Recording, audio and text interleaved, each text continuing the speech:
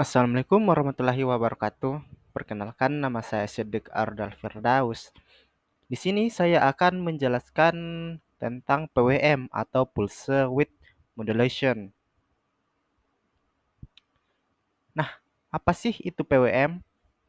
Pulse Width Modulation secara umum adalah sebuah cara untuk memanipulasi lebar sinyal yang dinyatakan dengan pulsa dalam satuan perioda untuk mendapatkan tegangan rata-rata yang berbeda. Maksudnya itu, rangkaian PWM dapat menghasilkan pulsa kotak-kotak.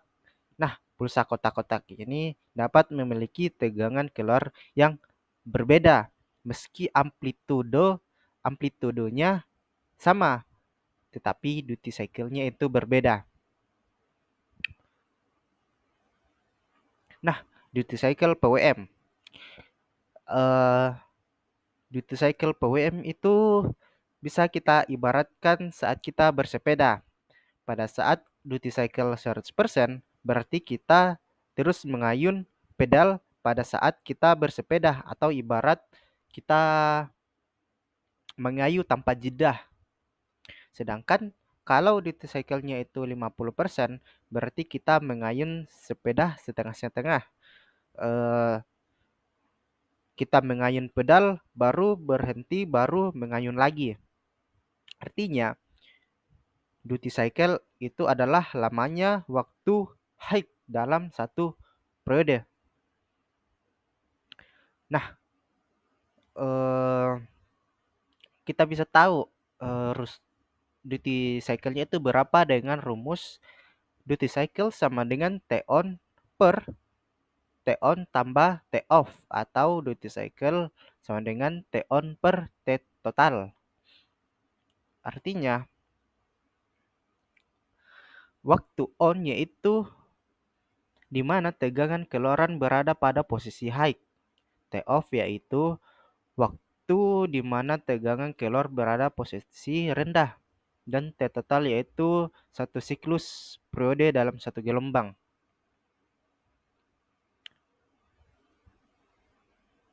Nah, aplikasi PWM.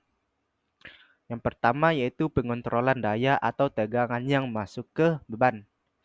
Ini biasa kita lakukan pada Arduino.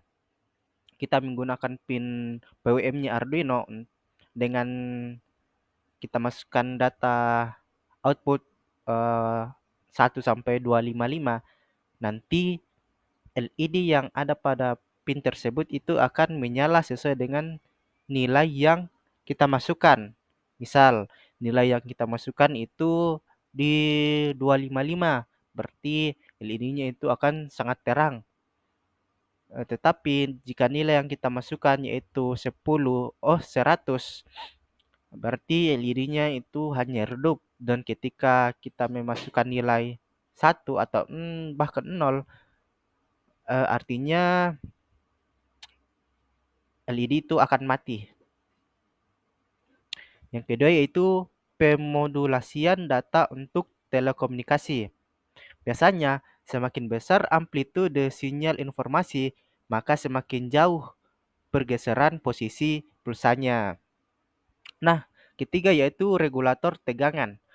Eh, dengan rumus V out sama dengan duty cycle dikali dengan V in, kita bisa tahu tegangan keluaran dari rangkaian PWM. Misal, saya punya rangkaian PWM dengan tegangan masuk 12 volt dan duty cycle-nya itu 50%. Berarti 50% dikali 12 volt, yaitu 6 volt. Jenis PWM. PWM itu memiliki dua jenis, yaitu PWM analog dan PWM digital, di mana PWM analog menggunakan perbandingan atau op-amp komparator yang membandingkan sinyal gigi, gergaji, dan tegangan referensi.